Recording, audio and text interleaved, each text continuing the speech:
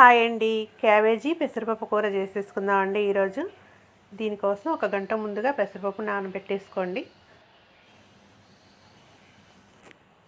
చూడండి, ఇప్పుడు తాలింపు పెట్టేసుకుందాం. ఆయిల్ వేసేసి జీలకర్ర, ఆవాలు, శనగపప్పు వేసేసుకోండి. అందులోనే పచ్చిమిర్చి, ఉల్లిపాయ ముక్కలు, కరివేపాకు వేసేసుకోండి.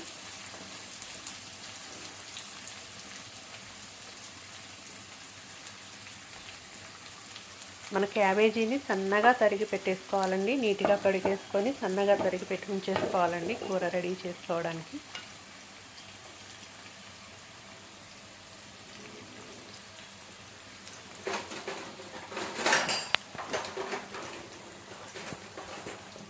చూడండి, ఉల్లిపాయ ముక్కలు, పచ్చిమిర్చి, కరివేపాకు వేసేసుకున్నాము తాలింపులు.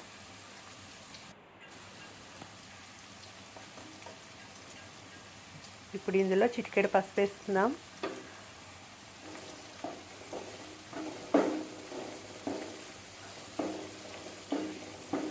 కలిపేలాగా కలిపేయండి మొత్తం. ఇందులో 1/2 స్పూన్ అల్లం వెల్లుల్లి పేస్ట్ వేసుకున్నామండి. తర్వాత మనం తరిగి పెట్టుకున్న క్యాబేజీ తురుము వేసేసుకున్నామండి.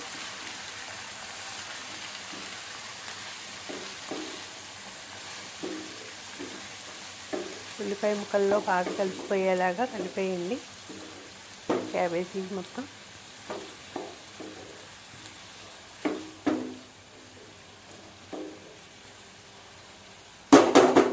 కలిపేసిన తర్వాత మూత పెట్టేసి మగ్గనివ్వండి.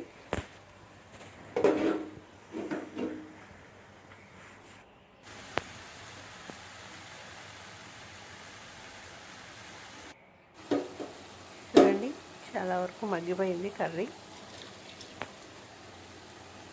ఇప్పుడు ఇందులో మనం నానబెట్టుకున్న పెసరపప్పు ఉందిగా అండి, దాన్ని వేసేసుకుందాం.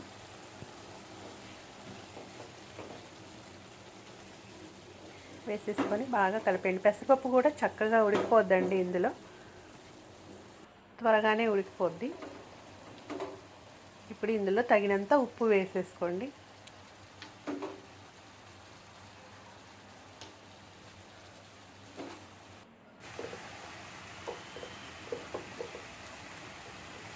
తగినంత కారం కూడా వేసేసుకోండి. చాలా సింపుల్గా త్వరగా అయిపోతుందండి క్యాబేజీ పెసరపప్పు కూర. మనం పెసరపప్పును కొంచెం ముందుగా నానబెట్టి ఉంచుకుంటే రెడీగా చాలా సింపుల్గా అయిపోతుందండి. చూడండి, ఉప్పు కారం వేసేసుకున్నాం కదా. ఇప్పుడు మొత్తం కలిసేలాగా బాగా కలపండి.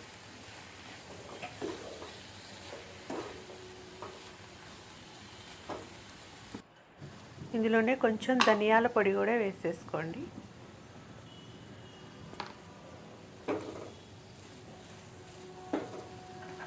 మొత్తం కలిసేలాగా బాగా కలిపేసి మూత పెట్టేసి కొంచెం సేపు మగ్గనివ్వండి. ఉప్పు కారం వేసాక చూడండి, రెడీ అయిపోయింది మన క్యాబేజీ పెసరపప్పు కూడా.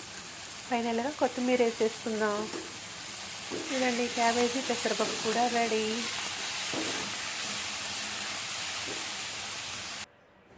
నా ఛానల్ని సబ్స్క్రైబ్ చేసుకునే వాళ్ళు ఉంటే సబ్స్క్రైబ్ చేసుకోండి ఫ్రెండ్స్.